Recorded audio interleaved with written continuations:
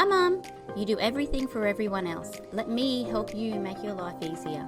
Quick, short information to make you empowered and remind you why you are so important. Because if you don't know what's on the menu, how can you choose what's right for you? Hi, I'm Alina, Director of my private practice Supportive Therapy, an everyday Aussie mum trying not to lose my biscuits and my kids. As a mental health professional, I'm here to share my secrets so no other mother feels alone or powerless. Knowledge is power, and I want you to be powerful. Think of it like I'm your mindset coach through all of this. Everything is backed by science and psychology. I believe in you, and I want you to be the best version of yourself. To be happy and to feel in control, you need to be mentally strong. Hi everyone, welcome to Mentally Strong Mums. My name is Alina Bishop, and this episode is a really unique kind of one that is not really spoken about a lot, and it's about ensuring safety and well-being during all of the festivities over the Christmas and New Year's, okay? So the holiday season obviously is a time of excitement and celebration, especially for families and friends to gather to come together, but it also comes with unique safety risks. So it can be from overloading power outlets with festive lights, managing alcohol consumption at gatherings, and especially if within your family someone has a alcohol use disorder, it can be really, really difficult because sometimes with a lot of Aussie families, when we go away on holidays, we wake up, have brekkie, little mimosa, and then start drinking at 10, right? And it just kind of continues throughout the day. So that's a huge thing as well. Also going camping, if you've been lit all day and then you want to light a fire at night, sometimes then it can be hazardous with the kids and whatever that looks like, right? So how can we be able to help everything that's going on, all of our family members, as well as looking after your own well-being? And how can you also stay vigilant? Because it sucks, because I want to be able to enjoy my family and my holiday. And sometimes because of the extra pressures of everything, or in-laws or families and whatever that looks like, if we are going camping, it can be really quite dangerous for a lot of families. Staying vigilant, especially in waterholes or the ocean. And if you're not a strong swimmer yourself and all your kids want to go, understanding what boundaries look like and what things make you uncomfortable and why. So understanding that in Australia, incidents like house fires caused by faulty decoration, also lithium-ion battery, increase during the festive season. Heightened emotions, alcohol consumption can also lead to domestic strain. So at the end of year, we're all burnt out. We all finding it difficult to manage. You're living with someone who feels like they want to celebrate, whether that be with substances, getting high more often, or feeling like these activities are starting earlier. How does that also impact your kids? And if you're the person that wants to be sober this season, but your partner is one of these who feels like they deserve it this season, how are you also going to manage that within yourself, and how difficult it is for you to use your voice? Because sometimes for women, it is very dangerous to say no, okay? So this episode, we're going to guide you through some practical steps to keep your family safe so that you can enjoy the holidays without worry. But it's also me validating you as a mum and how difficult it is. And sometimes if we are in a relationship where we feel we might not be able to leave due to whatever reason it is, and I get a lot of mums that come and see me all the time that are in a relationship where they feel like they need to be able to stay. One, because they can't financially leave. Two, because even if they could financially leave, they want to be the emotional buffer for the kids. Because if they did leave and separate and then their partner had the kids, they're worried about what would happen when they're not there. And that's a very, very real reality for a lot of mums and families. So if this is you with all of this, how it can be really, really difficult and pressuring on you, as well as what it looks like for illnesses, your own fatigue and burnout, your own autonomy. So it's me seeing you and validating you that this can be really, really difficult. And even if you've got a bestie and they're with someone like that and they are vulnerable enough to open up and share that with you, and sometimes if you don't understand what that's truly like, just leave him. What's the point? Like, why are you staying? If you're not in their shoes, please be supportive. I know you're upset and you want to advocate for your bestie or for your siblings or whatever that looks like.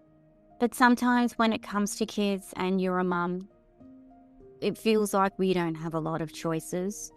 So how can we be there to support and keep each other emotionally safe? And sometimes as well, if you're hearing these stories over and over and over again, that can then also lead to compassion fatigue as well as then vicarious trauma within yourself because of what your friends are going through.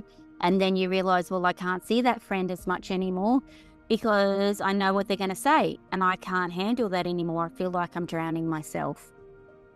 And then sometimes that's when relationships disintegrate, which is really sad because we're just trying our best out here, you know?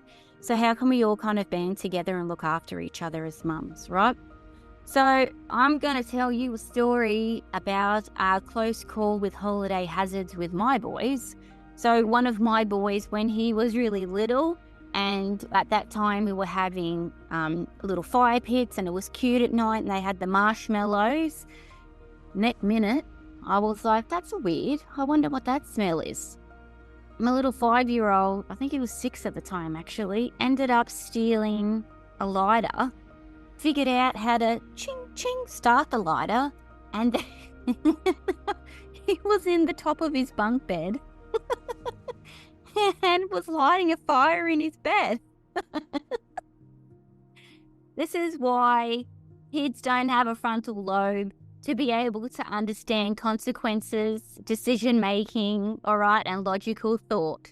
So all he saw was fire. Ooh, let me figure out, oh my gosh, I can start that. How cool is that? Cool, let me just play with the fire in my bed where I'm safe and no one will see me, okay? So you can't ever say to your kid, what are you thinking? Because it hasn't developed yet, and especially in my boys, that frontal lobe, decision-making, consequences, logical, rational thinking, that's not going to be developed until they're 25, okay? So I've got a whole nother decade or two of all of this. So that was my close call, because I think in my house, as soon as there's silence, that's a red flag. Because I'm like, why is there silence? What's happening? And that's what I did. And I was like, holy moly, how did you get that? How did you figure it out? And you're going to burn my house down. So I'm pretty sure mums, doesn't matter what's going on. We've all got one of those stories, okay? So whether it be safety planning, understanding, I know he's 6, but he's figured out because he's determined to be able to play with fire and then almost light everything, okay? So I'm very grateful that I still have a house. Let me quickly let you know as well about holiday safety statistics. I'm a little bit embarrassed about sharing that because I think that, when we are really vulnerable and tell all people about what really goes on behind closed doors, you're open to a whole barrage of people putting their 2 cents in, okay? Fire and Rescue New South Wales reported a record 275 battery-related incidents in 1 year, with lithium-ion batteries in toys and electronics posing the major risk, right? Obviously, as well with alcohol-related incidents, they increased by 30% during the festive season, impacting family dynamics and personal safety, whether that be alcohol-fueled violence, alcohol-fueled coercive control, feeling like even if alcohol is accepted and we all use it in moderation, but I just got lit, sometimes we're being ridiculous or we go too far, and then sometimes accidents happen as well, okay? So Understanding all of the studies show that extra stress during the holidays can exacerbate the tension at home, making conflict more likely. And especially if I want things to happen this way because I'm the CEO and I've done everything to pre-plan, right? And then your partner's like, well, I want this and this should happen this way and I said so. Or I'm not doing that. That's stupid. I'm not leaving. So, so understanding as well those expectations, how we're able to communicate. But if all of this is a ticking time bomb as well, it can be really, really, really difficult and really, really hard. Okay. So understanding as well proactive measures. What are your contingency plans? And contingency plans, if you don't know, are in case of emergency, what do I need to do? So your contingency plan could be emotional. Who are the people I can turn to? Maybe how often can I get sleep? Maybe taking the kids out for more freer activities, or giving the kids at their friends' houses that are safe, right? Even if your kids and they're teenagers, sometimes they're going over different family members or different friends' house, and you know that sometimes the things that happen in their house aren't allowed to happen in your house. So what does that look like as well in terms of safety and influence, right? As well as understanding with the swimming situation, if we're not strong swimmers and your kids are going to either in-laws or friends' places and they've got pools, what does that actually look like, okay? So just one more thing about the alcohol situation. In Australia, it is very, very, very common for Aussies to use alcohol for everything. So alcohol when I'm happy, alcohol when I've had a bad day, alcohol as a celebration, alcohol because I'm bored, alcohol because it's, And one of the hardest things, especially if I decide that I just want to be sober, I don't want to drink, I just want to have a bit of a break. When you've gone to a party or just a Christmas, whatever it is, and you go, oh, no, I'm not drinking. I don't.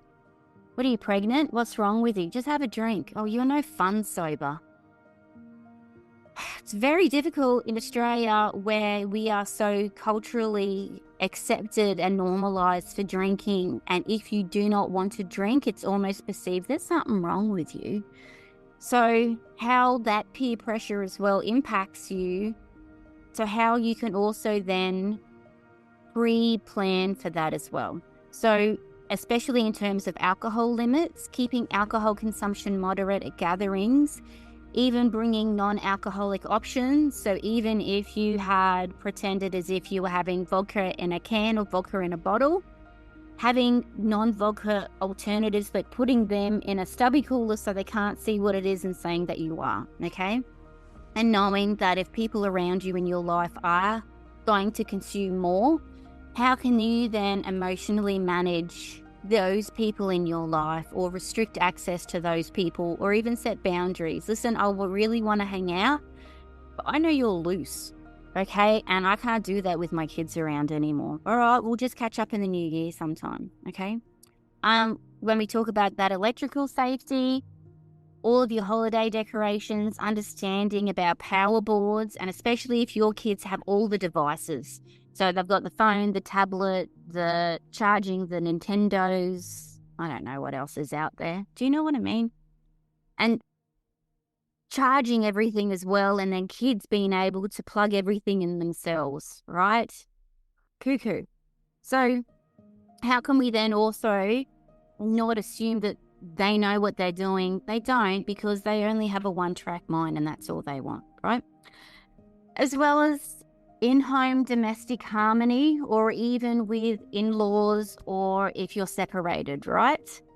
Especially if you've got an emotionally immature family, emotionally immature parents, how can you then be emotionally mature to be able to either address early tensions or put up boundaries and being able to protect yourself? Obviously, that's easier said than done, but it can be really, really difficult in understanding how this really, really impacts you, right? Being very clear, black and white, logical. That's how I speak now. Logical, black and white, factual, short and sweet, okay? Don't beat around the bush. Say what you mean and what you want, okay? So with all of these, if it's been triggering or not, how can you then share your own holiday safety tips, right?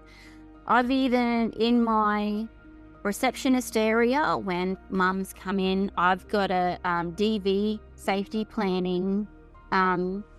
It's like a document which is like 6 different pages, especially if you are that coercive control, or it's even the digital control, and there's tracking devices and monitoring, and how scary and tiny some of those devices are. Even some people that come and see me in my practice, that we know that they've been given a watch that's been bugged or tampered with in some way, that's then connected to their phone, and it then transmits back to the perpetrator. So even sometimes if they want to keep that watch and they come and want to visit me, when they come into the reception area, I don't say anything. We walk straight into the kitchen area. I open the drawer.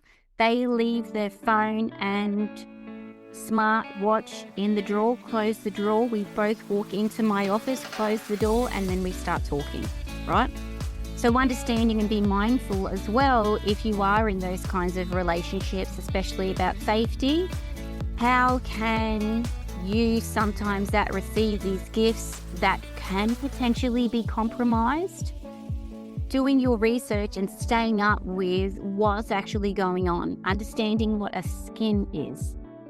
A skin is essentially an app on the phone that looks like a calculator, but when you click the calculator, it's actually a software recording device, or it's a dating app, or it's an encrypted messaging service. Do you know? That's a skin.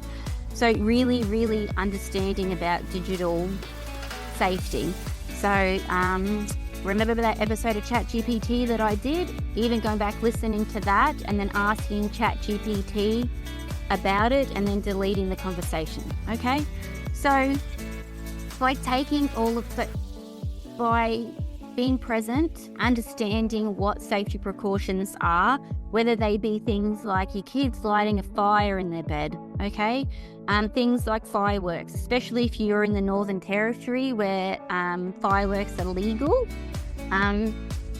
All of the electronics, all of the batteries, all of the power boards, but also substance increases, alcohol increases, and all of that. How can you keep happy and safe during this time? All right, mums, be mentally strong. You know I love you. Look after yourself, okay? Let me know if I can help in any way, and I will speak to you soon. Well, I won't. You'll hear from me soon. Bye. If you are hearing this message, you've listened to the entire episode, and for that, I want to thank you for your support. It takes me hours to research and create this for you, so I genuinely hope you enjoyed it and felt more mentally strong. If you have any suggestions or improvements, let me know, because I'm always open for criticisms. If you have found my information useful, please leave a review and subscribe. So by leaving a review, it's a value exchange. It's good karma. I value your support just as much as you value my free information. So find me on Instagram and Facebook by searching Mentally Strong Mums, and I'm Aussie, so it's spelled M-U-M. And then you can find heaps of resources on www.mentallystrongmums.com. And this podcast is for you, so let me know what topics you would like to see covered in future episodes. And if yourself is a professional that is working with mums and would like to be a guest to help other mums be mentally strong, I would love to support you. So message me on Instagram on Mentally Strong Mums, M-U-M-S, all one word. Thank you so much for your time. Have a wonderful day, you beautiful mum.